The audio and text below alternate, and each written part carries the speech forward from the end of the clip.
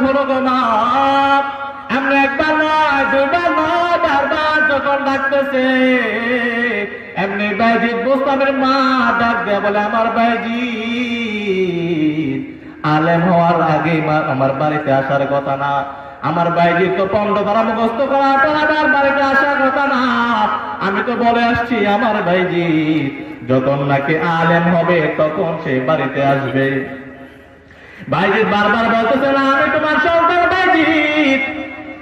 আহারে বাইজিদ ডাকতে ডাকতে যখন রাত হয়ে গেল, বাইজিদ বোস্তামের মা ঘরের দরজা খুলে না, এভাবে সারা রাত চলে যায়।